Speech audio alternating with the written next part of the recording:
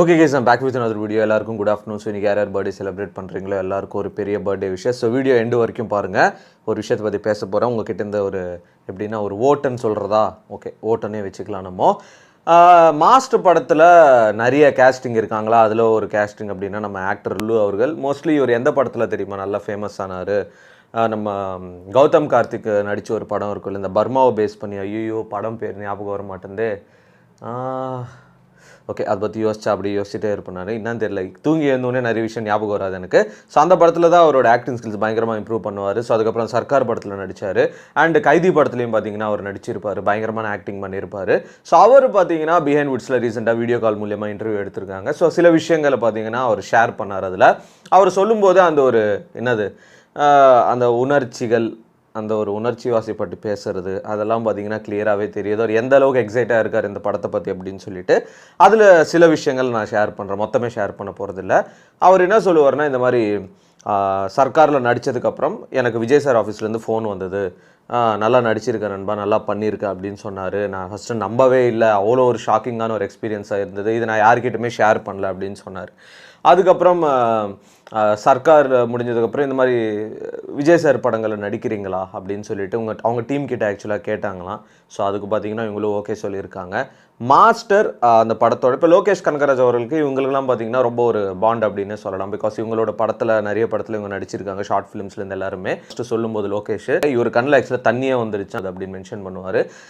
Master படம் start ஆகிடுச்சு. So தளபதியும் வராரு, எல்லாம் பேசுகிறாரு, நான் பார்த்துருக்கேன்ப்பா கைதியில் நல்லா பண்ணியிருக்கீங்க அப்படின்னு சொல்லிட்டு அப்ரிஷியேட்டும் பண்ணுவார்.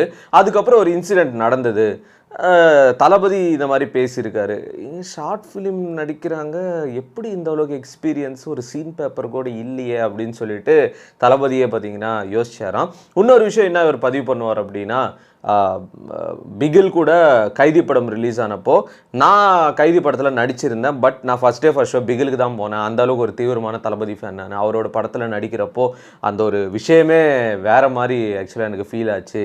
அதுக்கப்புறம் இந்த ஒரு படத்தில் பார்த்தீங்கன்னா இன்ட்ரோ சாங் இருக்கும்ல, ஸோ படம் ஸ்டார்டிங்கில் அது ஆட ஆரம்பித்தாங்கன்னா எண்டு வரைக்கும் பார்த்தீங்கன்னா ஒரே கொண்டாட்டமாக தான் ஃபுல் படம் போக போகுது.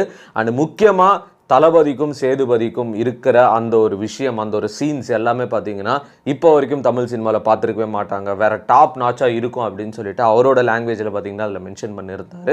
இன்டர்வெல் பிளாக் முக்கியமாக பேசணும் அப்படின்னா வாத்தி ரைடு, நம்ம தளபதி அதுக்கப்புறம் விஜய் சேதுபதி ரெண்டு பேரோட இன்டென்ஸான ஒரு இன்டர்வெல் பிளாக்காக தான் இருக்கும் அப்படின்னு சொல்லிட்டு அந்த ஒரு வீடியோவில் மென்ஷன் பண்ணார்.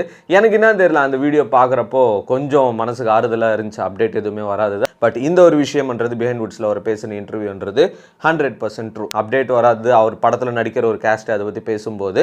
ஸோ என்னன்னா, நிறைய பேர் ப்ரோ நீங்கள் என்ன ட்ரோன் யூஸ் பண்ணுறீங்க, எப்படி ஃப்ளை பண்ணுறீங்க, அதுக்கு வீடியோ ஏதாவது போடுங்கன்னு. ஸோ நான் என்ன ட்ரோன் யூஸ் பண்ணுறேன், எப்படி அதை ஃப்ளை பண்ணுறேன் அப்படின்னு சொல்லிட்டு ஒரு வீடியோ வேணுமா சொல்லுங்கள். அதுக்கு ரெஸ்பான்ஸ் ஓரளவுக்கு கிடச்சா தான் எல்லோரும் வீடியோ பண்ண முடியும். நீங்கள் கமெண்ட்ஸில் மென்ஷன் பண்ணுங்கள், இல்லை எல்லோரும் பண்ணுங்கன்னுவீங்க, பட் வீடியோ போட்டதுக்கப்புறம் பார்த்தீங்கன்னா யாருமே பார்க்க மாட்டீங்க.